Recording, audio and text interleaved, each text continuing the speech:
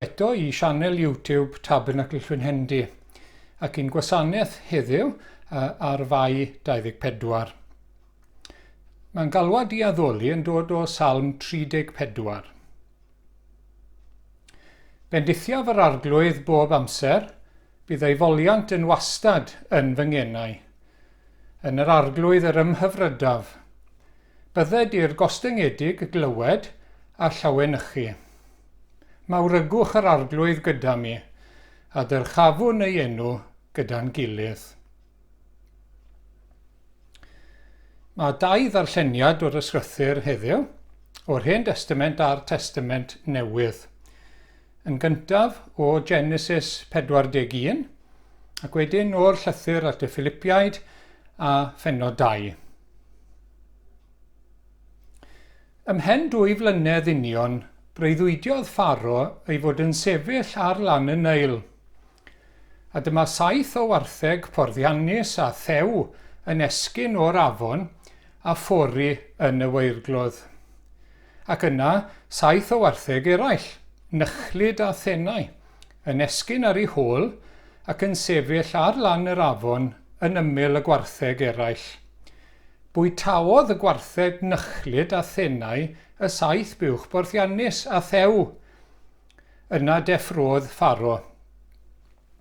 Aeth yn ôl i gysgu a breuddwydio eilwaith, a gwelodd 7 dywysen fras a da yn tyfu ar un gwelltyn. Yna 7 dywysen denau wedi ei deifio gan wynt y dwyrain yn tarddu ar ei hôl. Llyncodd y tywysennau tenau y 7 dywysen fras a llawn. Yna deffrodd Pharo a deall mai breuddwyd ydoedd. Pan ddaeth y bore, yr oedd wedi cynhyrfu, ac anfonodd am holl ddewiniaid a doethion yr Aifft. Dywedodd Pharo ei freuddwyd wrthynt, ond ni allai neb ei dehongli iddo. Yna anfonodd Pharo am Joseff, a deithant ag ef ar frys o'r gell. Eilliodd yntai a newid I ddillad a daeth at Pharo. A dywedodd Pharo wrth Joseff, cefais freuddwyd, ac ni all neb ei dehongli. Ond clywais amdana ti dy fod yn gallu gwrando breuddwyd a'i dehongli. Atebodd Joseff Pharo a dweud, nid my fi, Dyw ar ei ddateb ffafriol I Pharo. Yna dywedodd Joseff wrth Pharo, un ystyr sydd I freuddwyd Pharo, y mae Dyw wedi mynegu I Pharo yr hyn y mae am i'w wneud. Y 7 o wartheg da, 7 mlynedd ydynt, a'r 7 dywysen dda, 7 mlynedd ydynt. Un freuddwyd sydd yma. 7 mlynedd hefyd yw'r 7 o wartheg tenau a nychlyd a ysgynodd ar ei hôl. A 7 mlynedd o newyn yw'r 7 dywysen wag wedi ei deifio gan wynt y dwyrain. Fel y dywedais wrth Pharo, y mae Dyw wedi dangos I Pharo yr hyn y mae am i'w wneud. Daw 7 mlynedd o lawnder mawr trwy holl wlad yr Aifft, ond ar ei hôl daw 7 mlynedd o newyn. Ac anghofir yr holl lawnder yng Ngwlad yr Aifft, difethu'r y wlad gan y newyn. Ac ni fydd ôl y llawnder yn y wlad o achos y newyn hwnnw fydd yn ei ddilyn, gan mor drwm fydd. Dyblwyd breuddwyd Pharo am fod y peth mor sicr gan Dduw, a bod Dyw ar fin ei gyflawni. Yn awr, dyle Pharo edrych am ŵr deallus a doeth i'w osod ar wlad yr Aifft. Felly dywedodd Pharo wrth Joseff, am I Dduw roi gwybod hyn oll I ti, nid oes neb mor ddeallus a doeth a thi. Ti fydd dros fy nhi, a bydd fy holl bobl yn ifydd I ti, yr orsedd yn unig am gwna I yn fwy na thi. Yna dywedodd Pharo wrth Joseff, dyma fi wedi dosod un ben ar holl wlad yr Aifft, a thynodd ei fodrwy oddi ar ei law, a'i gosod ar law Joseff, a gwisgo amdano ddillad o liain main a rhoi cadwyn aur am ei oddf. Parodd iddo deithio yn ei ail gerbyd gyda rhai i weiddi o'i flaen, plygwch lun. Felly gosododd Pharo ef dros holl wlad yr Aifft. A dywedodd Pharo wrth Joseph, my fi yw Pharo, ond heb dy ganiad tad di, nid yw neb i godi na llaw na throed trwy holl wlad yr Aifft. Yn ystod y 7 blynedd o lawnder, cnydiodd y ddeiar yn doreithiog, a chasglodd yntau yr holl fwyd a gaid yng ngwlad yr Aifft yn ystod y 7 mlynedd, a chrynhoi ymborth yn y dinasoedd. Casglodd i bob dinas fwyd y meisydd o'i hamgylch. Felly, pentyrodd Joseph id fel tywod y môr, nes peidio a chadw cyfri, am na ellid ei fesur. Darfu'r 7 mlynedd o lawnder yng ngwlad yr Aifft, a dechreuodd y 7 mlynedd o newyn, fel yr oedd Joseph wedi dweud. Bu newyn yn yr holl wledydd, ond yr oedd bwyd yn holl wlad yr Aifft. A phan ddaeth newyn ar holl wlad yr Aifft, galwodd y bobl ar Pharo am fwyd. Dywedodd Pharo wrth yr holl Aiftiaid, ewch at Joseph, a gwnewch yr hyn a ddywed ef wrthych. Ac fel yr oedd y newyn yn ymledu dros wyneb yr holl dir, agorodd Joseph yr holl ystordau a gwerthodd id i'r Aiftiaid, oherwydd yr oedd y newyn yn drwm yng ngwlad yr Aifft.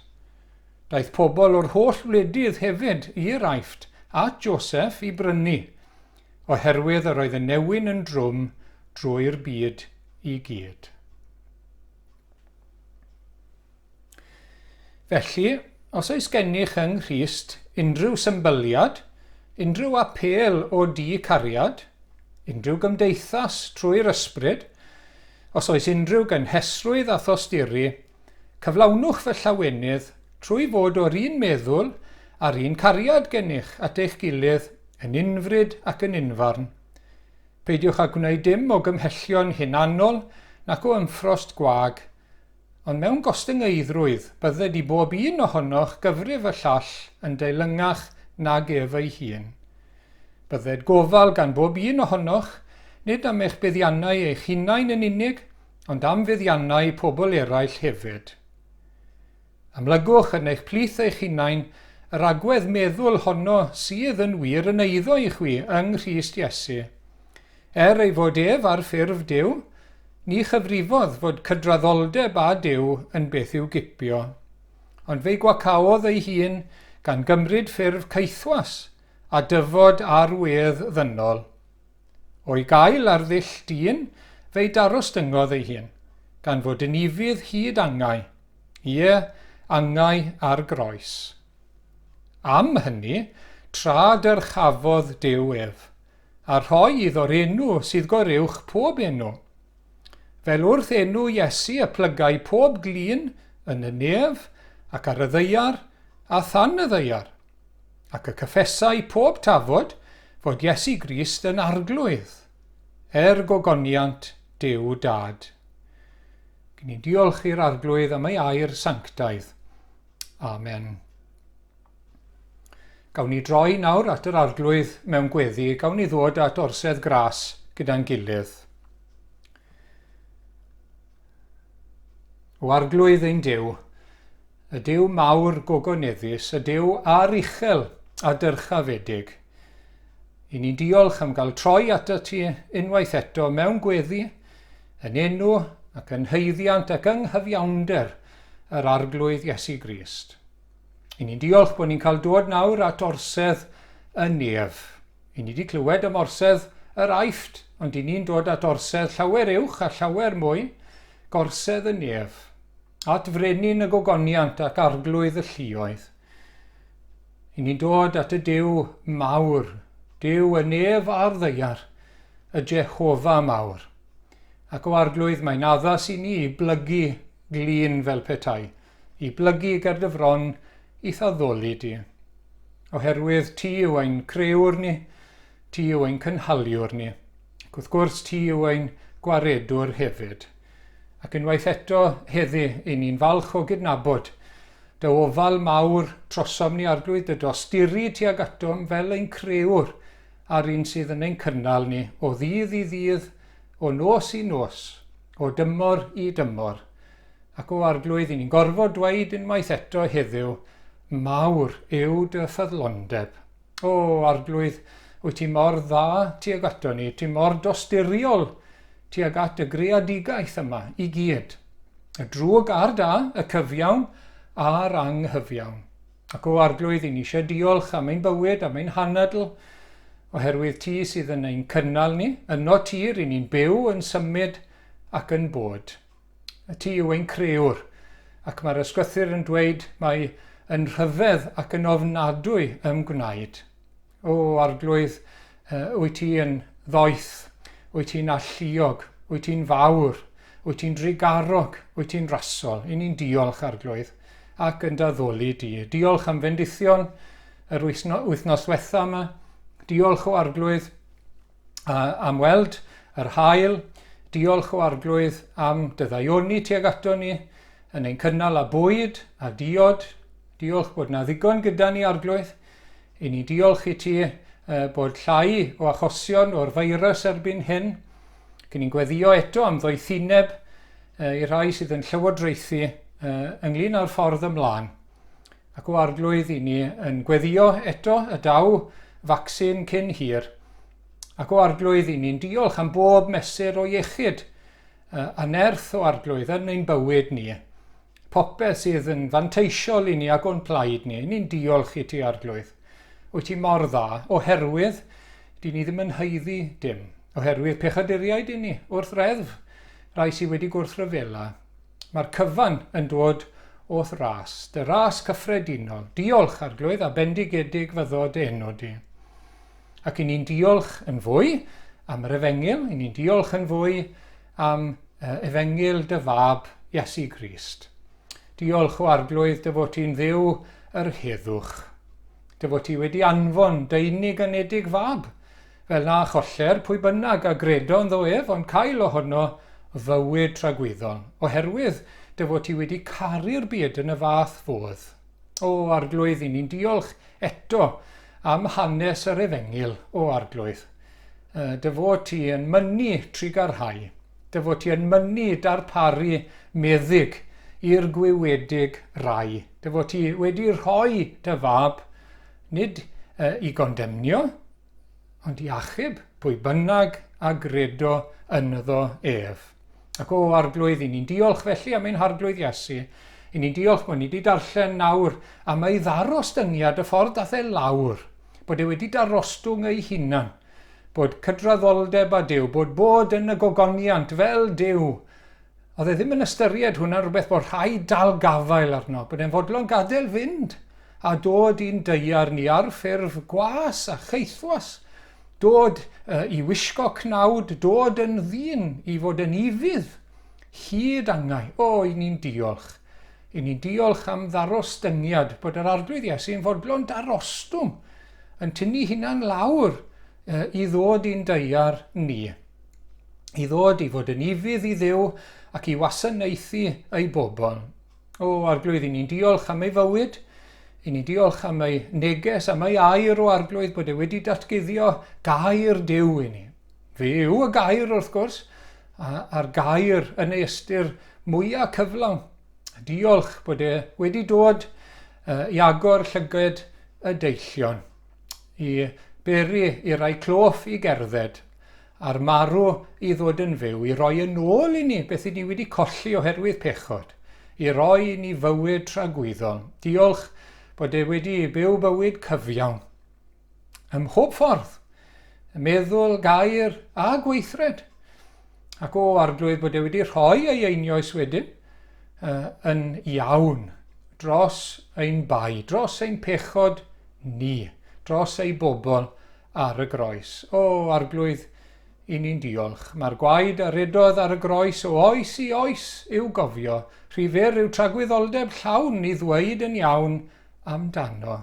O arglwydd, i ni'n diolch. Mae trwy aberth Iesu Grist, mae yna lanhad i ni o'n pechod. Mae yna ffynnon wedi hagor i bechod ac aflendid. Mae yna ffordd wedi hagor at Dduw i gael dod yn eiddo iddo, i ddod yn blant i Dduw, i ddod yn etifeddion y gogoniant. O, diolch, diolch Arglwydd. I ni yma nawr ar y Sul, diolch am yr atgyfodiad.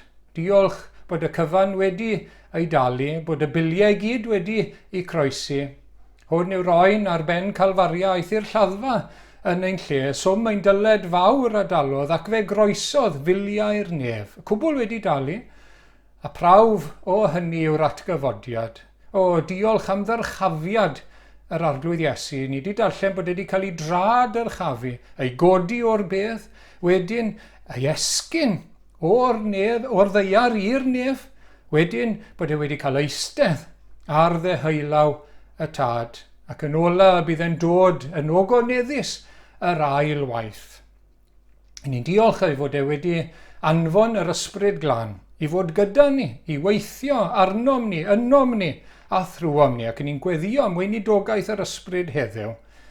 Ni'n diolch bod e wedi mynd fel archoffeiriad i'n cynrychioli ni, i eiriol ar ein rhan ni, i ymbil trosom ni yn y nef, ac i sicrhau pob gras, pob bendith i'w bobl yn y byd yma ar ein taith. O, arglwydd diolch. Ni'n gweddio bydd yr Oedfa heddiw yn gyfrwng bendith a gras i ni o arglwydd. O, i ni angen dy ras o ddydd i ddydd. Yn y cyfnod anodd yma, i ni eisiau doethineb, i ni eisiau gras, i ni eisiau arweiniad, i ni eisiau nerth arglwydd, ac i ni'n troi at y ti. Rwy'n troi fy wyneb Iesu da o bobman at y ti, y merw blin y byd a'i bla, dywedd sy'n hedd i mi. Ni chefais naddo mewn un man, un balm i'n calon drist, nac enw swyna fenaid gwan, fel enw Iesu Grist. Arglwydd felly, ni'n cyflwyno ein hunain, ein gilydd i ti, ni'n cyflwyno y sefyllfa ein gwlad i ti, ac y sefyllfa ysbrydol ein gwlad. O, trigar ha, arglwydd, byw had y waith, anfon yr ysbryd mewn nerth eto, i beri bod pobl yn dod i deyrnas Iesu Grist, bod ei deyrnas ef yn ehangu ac yn ehangu nes y dydd y bydd yn dod nôl.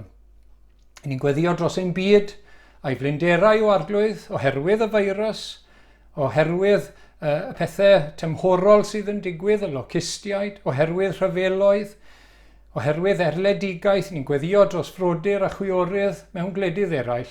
Cynnal nhw arglwydd, bendithio nhw, ac o arglwydd deled y deyrnas, drwy'r holl fyd o arglwydd. O arglwydd bendigedig fyddo dy enw di. Derbyn ni nawr o arglwydd ac arwain ni, rwy ni galonau nawr a chlistiau i wrando a derbyn dy air di. A par bod yn air y bywyd i ni heddiw, y bydd e'n dwy'n ffrwyth, gogoniant i'th enw, trwy Iesu Grist ein harglwydd, ac yn ddoef i ni'n gofyn i ti, faddau ni, ein holl ddyledion, a'n glanhau ni yn ein cydwybod ger dy fron, ac mwyn ei enw. Amen.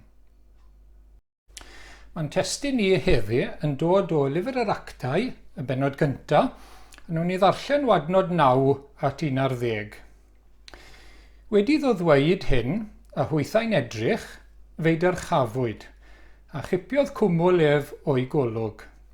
Fel yr oeddent yn syllu tua'r nef ac yntau'n mynd, dyma 2 ŵr yn sefyll yn ei hymyl mewn dillad gwyn, ac meddai'r rhain, wir Galilea, pam yr ydych yn sefyll yn edrych tua'r nef? Bydd yr Iesu hwn sydd wedi ei gymryd i fyny oddi wrthych i'r nef yn dod yn yr un modd ag y gwelsoch ef yn mynd i'r nef. Wel, dydd Iau diwetha nawr oedd dydd Iau dyrchafael. Y diwrnod oedden ni'n cofio i'r arglwydd Iesu i esgyn yn ôl i'r nef at y tad. 40 o ddyrnodau ar ôl Sul y Pasg. Ac mae esgyniad yr arglwydd Iesu yn ddigwyddiad allweddol yn yr Efengyl, digwyddiad hanesyddol, ac yn wirionedd pwysig iawn iawn. Yn yr amser yma o'r flwyddyn, fel arfer, nid eleni wrth gwrs, ond fel arfer, bydd tîmau rygbi a pêl-drod yn meddwl am ddyrchafiad cyrraedd top y tabl falle, neu mynd lan i'r adran nesaf, neu mynd mlaen i bencampwriaeth Ewrop, neu beth bynnag.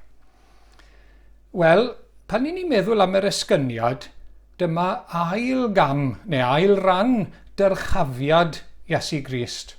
Yn gyntaf, oedd wedi codi o'r bedd yn fyw. Yn ail, mae e'n esgyn o'r ddaear i'r nef. Yn drydydd, mae e'n eistedd. A mae hynny'n arwydd o awdurdod a theyrnasu ar orsedd wrth gwrs. Mae'n eistedd ar ddeheulaw llaw dde y tad. Ac yn ola, bydd yr ail ddyfodiad pan fydd e'n dod mewn gogoniant mawr ar ddiwedd amser. Mae'r Testament Newydd yn dweud wrthon ni am ei ddarostyniad yn gyntaf fel mae wedi dod lawr. Bod wedi darostwng ei hunan yn dod lawr o'r nef, o'r gogoniant, a dod fel gwas. Ac fel gwas dioddefus wedyn yn mynd yn ifydd i'r groes. Ond wedyn ni, fel gawson ni yn yr ail ddarlleniad, mae'n cael ei ddyrchafu. Filipiau 2, adnod 9, am hynny tra dyrchafodd Duw ef, a rhoi iddo'r enw sydd goruwch pob enw. A heddi, rydyn ni am edrych ar ddyrchafiad un arall, un o blant Duw yn yr Hen Destament, Joseff wrth gwrs, am ei fod yn gysgod ac yn ddarlun i'n helpu ni i ddeall yn well dyrchafiad Iesu Grist. Roedd Joseff wedi werthu, os ych chi'n cofio'r hanes, wedi werthu gan ei frodyr i fasnachwyr oedd yn teithio, a dyna sut oedd wedi landio yn yr Aifft. Oedd ei frodyr yn genfigennus ohono fe, yn enwedig y breuddwydion yma oedd wedi cael, a bydde fe yn rheoli drostyn nhw. Yn yr Aifft wedyn ni, gafodd ei gyhuddo ar gam, os ych chi'n cofio, o ymosod ar wraig ei feistr Potifar, a'i fwrw i garchar.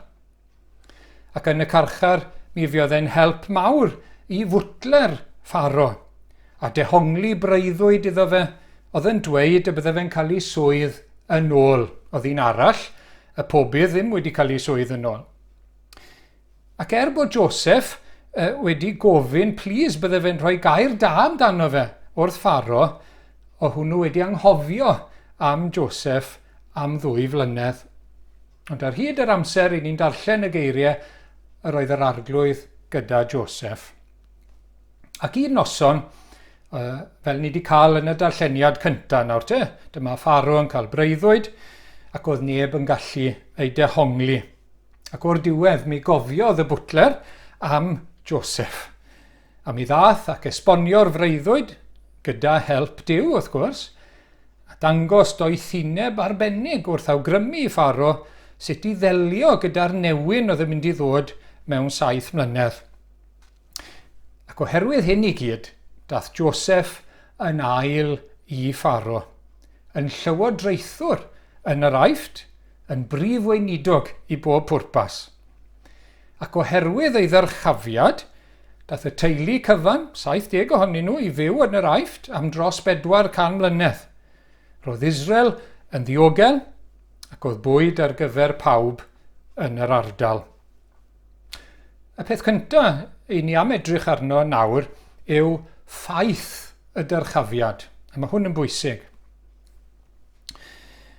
Mae Joseff erbyn hyn yn ail, fel ni wedi dweud, dim ond i Pharo.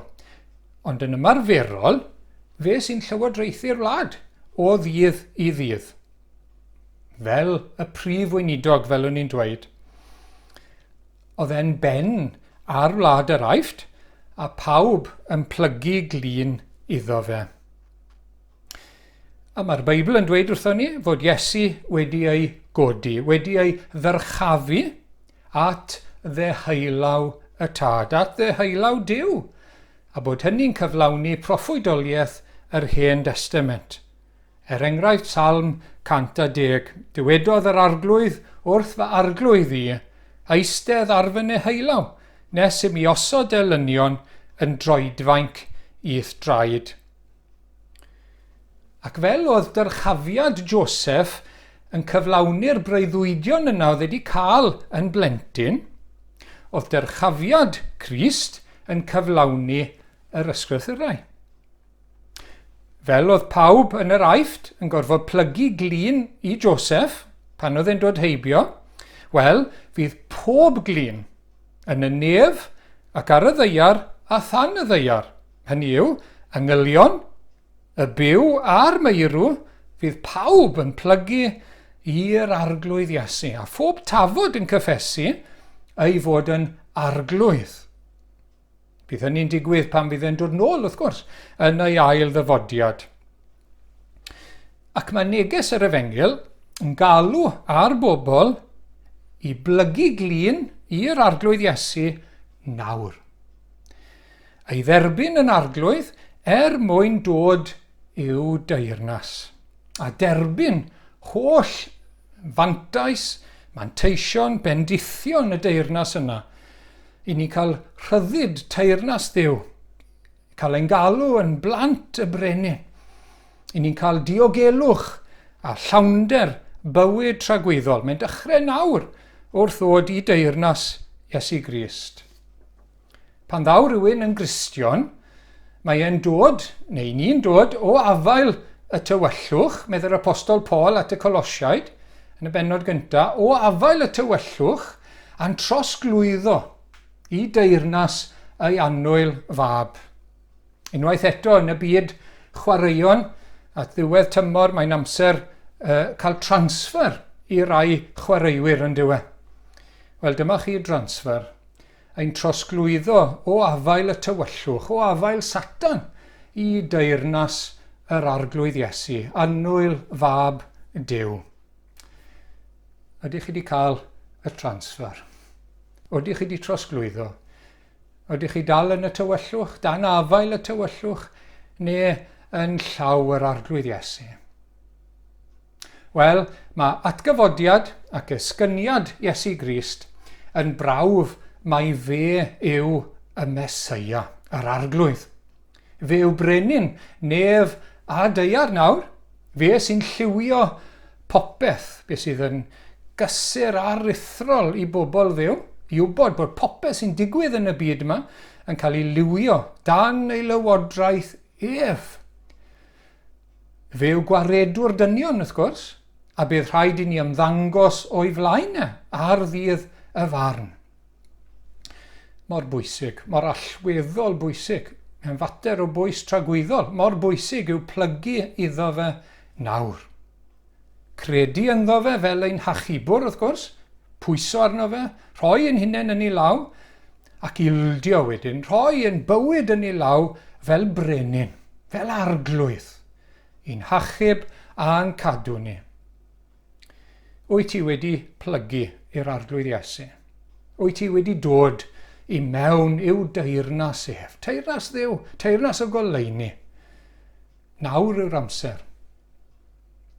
Cofiwch y bydd ei elynion, chi'n cofio y geiriau o'r salm, bydd ei elynion yn cael ei gwasgu dan ei draed yn y pen draw. Dyna ffaith y dyrchafiad. Yn ail nawr te, i ni'n edrych ar bwrpas mawr y dyrchafiad. A mae'n ychydig o eiriau fan hyn o Genesis 45, adnod 5 i 8. Joseff sy'n siarad gyda'i frodyr. Nawr, peidiwch â chyffroi na bod yn ddig wrthych eich hunain am eich fy ngwerthu'r lle hwn, oherwydd anfonodd Duw fi o'ch blaen mwyn diogelu bywyd. Bu newyn drwy'r wlad y 2 flynedd hyn, a bydd eto 5 mlynedd heb aredig na medi.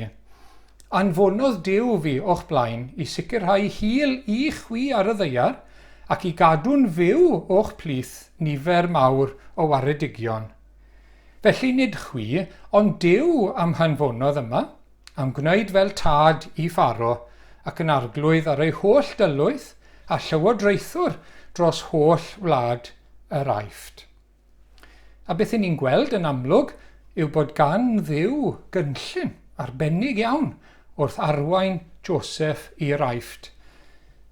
Chi'n edrych ar ei fywyd Y ffordd gafodd ei werthu, a'i fradychu mewn gwirionedd gan ei frodyr, wedyn ei dwyllo, ei gamgyhuddo, ei roi yn y jail wedyn ni, a'i anghofio wedyn ni.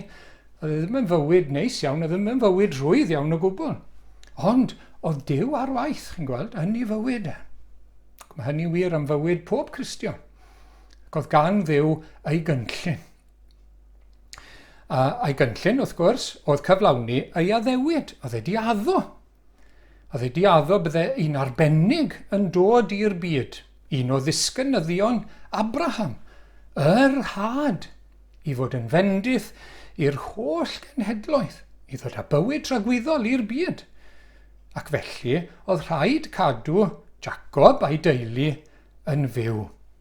A mi wnaeth Duw hynny trwy Joseff. Ac mae gan Dduw gynllun, wrth gwrs, yn yr arglwydd Iesu. Ganddo fe gynllun mawr ar waith i ddod â phobl lawer yn yr hen gyfieithiad, meibion lawer i ogoniant. I drawsffurfio pechaduriaid yn blant i Dduw, i fod yn debyg i Iesu Grist, bod stamp Iesu Grist arnyn nhw, nid stamp adda nawr, ond stamp Iesu Grist, mewn nef a deiar newydd. Cynllun mawr Duw yw creadigaeth newydd trwy yr arglwydd Iesu. Felly, doedd dim rhaid i frodyr Joseff i ofni. I bod nhw ar fai, wrth gwrs, am werthu ei brawd, mewn cenfigen, i brawd oedd nawr yn teyrnasu yn yr Aifft. A mae yna neges i ni fanna hefyd, does dim rhaid i ni ofni. Ein bod ni'n bechaduriaid wrth natur, wedi bod yn gwrthryfela yn erbyn Duw, yn gwrthod Iesu Grist, os nag chi wedi troi ato fe eto, chi wedi bod ni wrthod e. Mae'r pechadur yn aml yn genfigenus o gael rhywun arall yn frenin arno fe, chi'n gweld? Cael Iesu yn arglwydd, rhywun arall i reoli ei fywyd. Rhywun arall yn ben ar ei fodolaeth, ar ei yrfa, ar ei gartre, ar ei boced, ar ei amser. A mae pechadur yn dweud, na, dim diolch, dwi'n eisiau hynny. Dwi eisiau mynd yn ffordd yn hunan. Ac oherwydd hynny, efallai dy fod ti, fel oedd y brodyr, yn ofni dod ato fe. Yr un wyt ti wedi ei wrthod a'i anwybyddu mor hir falle cyn hyn. Does dim angen ofni. Mi gawn ni ddod ato fe, achos y cynllun ar hyd yr amser yw iddo achub pechaduriaid. A phwy gwell i lywodraethu ar y dynion yma, ar y brodyr yma. Pwy well na'i brawd nhw ei hunain. Oedd e'n llawn trigaredd, oedd e'n llawn maddeiant, ac oedd e'n siŵr o ddarparu ar ei cyfer, o edrych ar ei hôl nhw, ym mhob ffordd. A phwy gwell i lywodraethu arno ni ac ar ein bywyd ni, na'r un a ddath o'r nef i fod yn frawd i ni. Yr un a gymerodd baich ein pechod, ei ogrwydd ein pechod ni, cosb ein pechod ni, arno fe ei hunan. Ac mae'n galw nawr i ddod ato fe, heb ofni, i ddod ato fe. Do, buodd Joseff ychydig yn llym, ond dim am hir, oedd e ffili dylan hir, chi'n gweld. Weithiau mae'r arglwydd yn gadael i ni chwilio amdano fe, a sylweddoli bod ni ar goll, a bod dim gobaith gyda ni. Mae hwnna'n brofiad anodd, ond yn bwysig i ni, i ddod â ni bwyso arno fe, ond e ddim yn para'n hir. Oedd rhaid iddo fe ddangos i hunan iddyn nhw wedyn fel ei brawd. Ac fe fydd yr arglwydd Iesu yn frawd i ni. Os ddown ni ato fe, trwy edifarhau wrth gwrs, a phwyso'n llwyr arno fe. Ac mae hyn yn wirionedd mor bwysig i'r Cristion. Os dim byd i'w ofni wrth wybod mae ein brawd ni nawr yw llywydd, nef a llawr. Mae'n teyrnasu yn y nef mwyn ein hachub a'n cadw ni, beth bynnag sy'n dod ar ein rhan ni. Ni'n darllen y geiriau hyfryd yma, enghraifft yn Rhufeiniaid 8:28. Yn yr hen gyfieithiad, y mae pob peth yn cydweithio daioni i'r rhai sydd yn caru Duw, sef i'r rhai sydd wedi ei galw yn ôl ei arfaith, yn ôl ei gynllun ef. Y cynllun yw i ni ddod at Iesu Grist a cael bywyd tragwyddol. Ac os i ni wedi, mae popeth yn ein bywyd, pob amser, pob cyfnod, pob digwyddiad, yn cydweithio daioni. Gallai ddim rhwystro cynllun Duw i'n hachub ni a'n cymryd ni i'r gogoniant. Ac wedyn, Effesiaid pennod 1, adnod 20, darostyngodd Duw bob peth tan ei draed ef, a rhoddodd ef yn ben ar bob peth i'r eglwys. Yr eglwys hon yw ei gorff ef, a chyflawniad yr hwn sy'n cyflawni pob peth ym mhob man. Chi'n gweld, mae'r un sydd yn teyrnasu nawr. Mae'n frawd mwyn ei frodyr. Mae'n ben mwyn ei gorff. Mae'n fugail mwyn ei braidd. Mae'n gyfaill y pechaduriaid sy'n troi ato. Mae Iesu Grist, chi'n gweld, yn bod fel Duw ddyn mwyn ei bobl. Pob un sy'n ymddiried ynddo fel arglwydd a gwaredwr. Hefyd, daeth teulu Joseff bob cam o Ganan i fyw gydag yn yr Aifft.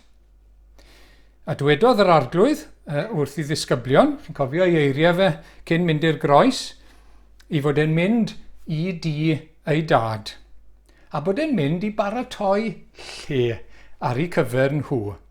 A dyma chi wirionedd bendigedig fod yr arglwydd Iesu nawr wedi esgyn i'r nef i baratoi lle i ni. Daeth Jacob a'r holl deulu bob cam lawr at Joseff, a bydd holl deulu Duw yn mynd i'r nef at yr arglwydd. Oherwydd bod y Duw ddyn wedi esgyn yn gorfforol, cofiwch, i'r nef, byddwn ni hefyd. Fel y cododd Iesu ac esgyn, byddwn ni'n cael yn codi o'n bedd yn gorfforol, ac yn cael yn codi i'r nef i fod gydag ef am byth. I ni'n cael fod gydag yn yr ysbryd yn syth ar ôl marw, ond wedyn ni mewn corff newydd gogoneddus hefyd, gyda'n hysbryd ni, pan fydd e'n dod i'n casglu ni yn ei ail ddyfodiad. Ac yn ola, mantais fawr y dyrchafiad. Oherwydd bod Duw gyda Joseff, oedd cynhaliaeth i'w deulu a phawb yn ardal yr Aifft. Dyna ddarllenon ni ar ddiwedd y darlleniad cyntaf. Bod newyn trwm yn yr ardal, oedd digonedd yn yr Aifft. Nethoch chi sylwi bod Joseff wedi pentyrru yd fel tywod y môr ac wedi rhoi'r gorau i gyfri faint oedd yna, oedd gymaint yna. A mae'r un yn wir am Iesu Grist. Mae ganddo fe gyfoeth, di-ddiwedd, digonedd o ras, o fendithion, o roddion na allwn ni beth i heiddi, ond ei derbyn, os nawn ni ddod ac aros ynddo ef. A mae'r Testament Newydd yn sôn am gyfoeth di-fesur ei ras. Mae'n sôn am drigaredd mawr. Mae'n sôn am drysor di-derfyn y Meseia. Ac wedyn Rhufeiniaid 10:12, yr un arglwydd sydd i bawb sy'n rhoi o'i gyfoeth i bawb sy'n galw arno. A mae hwnna i'r iddew a'r groegwr, y cenedl ddyn, hynny yw, dim ots am ein cefndir ni. So os gyda ni gefndir crefyddol neu beidio o ddod at yr arglwydd Iesu, i ni'n derbyn o'i gyfoeth ef. I ni'n gorfod chwilio mewn un cyfoeth ni'n hunan, sy'n byd gyda ni. Ond i ni'n cael derbyn a thynnu o hyd o'i gyfoeth di-hysbydd ef. Does dim pen draw iddo fe. Llwch chi ddim i gyfri fe. Gadewch i ni feddwl am gwpl o bethau wrth orffen. Mae yna nerth anfeidrol, difesur yn perthyn i aberth Iesu Grist. Mae yna werth anfeidrol iddo fe. Mae'r aberth yma, a rhinwedd yr aberth, yn golygu bod yna faddeuant i gael, bod e'n iawn dros bechod. Unrhyw bechadur, unrhyw bechod, os mae e'n troi ac yn ymddiried yn Iesu Grist, os yw'r bechadur yn dod, mae yna dosturi anfeidrol yng nghalon y gwaredwr tuag at bechadur. A dyna'n profiad ni sydd wedi troi ato fe. Mae yna barodrwydd anfeidrol, y parodrwydd na i ddod o'r nef, y parodrwydd na i wisgo cnawd, y parodrwydd na i fynd i Galfaria, parodrwydd wedyn ni i faddau. Mae'n maddau, mae'n derbyn ac mae'n achub hyd yr eitha pechaduriaid mwyaf. Y parodrwydd yma i dderbyn, i fendithio pob un sydd yn dod ato fe. Does dim un pechadur, chi'n gweld, na fydd yn ei achub. Does dim un yn rhy frwnt, does dim un yn rhy ddwfwn, does dim un wedi mynd yn rhy galed, os bydd e'n wedi farhau ac yn credu.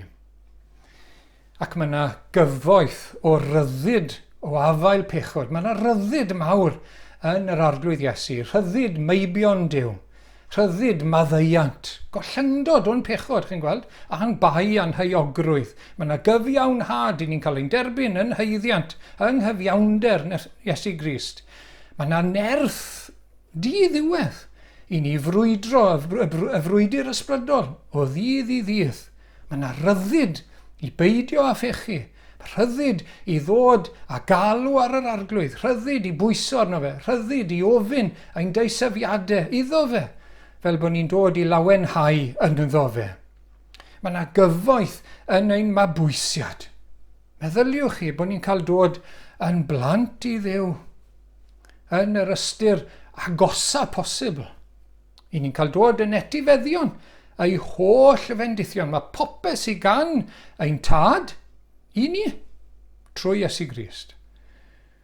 Ei gariad di-fesur, di-ddychrau, di-ddiwedd, ei afael, tyner a chadarn arno ni, ei arweiniad ar gyfer ein bywyd ni, heddwch a tangnefedd, i lywodraethu yn ein calon yn meddwl, llawenydd, cynhaliaeth, nerth i ddal ati, i ddyfal barhau, nerth i ddisgyblu'n hunan, i wadu'r hunan, i garu ein gilydd, fel pobl yr arglwydd, fel cymdogion a hyd yn oed gelynion.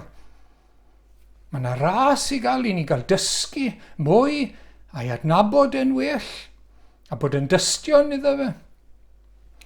Mae'n fodlon rhoi doethineb a dirnadaeth i ni gael deall y gwahaniaeth rhwng beth sy'n dda, beth sy'n ddrwg, beth sy'n iawn yn ei olwg neu beidio. A mae yna gyfaith ar ein cyfer ni o ddod at yr arglwydd Iesu, fel oedd i bwy bynnag bydde'n dod at Joseff. Gafodd neb i droi bant, chi'n gweld, gafodd neb i siomi. Chafwyd byth y sefyllfa lle ddyn dweud sori. Mae'r stôrs yn wag. Byth. A mae hynny dim ond yn rhyw gysgod o'r arglwydd Iesu. Bydd y stôrs byth yn wag. Y mae trysorau gras yn llifo fel y môr. Mae yn fanwyl frawd rhyw gyfoeth mawr yn stôr a dim ond ynddo fe. A mae Duw y tad fel Pharo yn dweud wrtho ni, ewch at Joseff, hynny yw, ewch at Iesu Grist. Wel, i ni'n diolch heddiw am wirionedd yr esgyniad. Y ffaith, dyrchafiad Iesu Grist at llaw dde Duw. I ni'n diolch, mae fe sy'n lliwio cwrs hanes nawr, a hynny yn y pen draw mwyn ei deyrnas, mwyn ei eglwys, mwyn ei bobl. Mae rhaid i ni blygu glin nawr. Mae rhaid ni alw arno fe, mwyn cael dod i mewn i'w deyrnas hyfryd ac o afael y tywyllwch. Diolch, does dim byd i ofni wrth i ni ddod ato fe. Cawn ni ei adnabod fel brawd. Diolch nad oes dim i'w ofni os ydym wedi dod ato fe. Dim byd. a diolch am y digonedd, difesur sydd ynddo fe i ni. Gadewch i ni gofio hynny heddi. Digonedd ei dosturi, ei ras, ei drigaredd, ei achubiaeth, ei gynhaliaeth, ei nerth, digonedd. Wyt ti wedi dod ato fe? Na'r cwestiwn cyntaf. Wyt ti wedi plygu glin? Ydy e'n arglwydd arna ti? Ac yn waredwr? Mae rhaid gwneud hynny nawr. Wyt ti wedi proffesu ffydd? Ond wyt ti'n dala nôl? Rhag iddo fe fod yn arglwydd ar bopeth? A lliwio dy fywyd cyfan? Ac fel Cristion, wyt ti'n aros ynddo fe? Gadewch i ni wneud hynny fwy.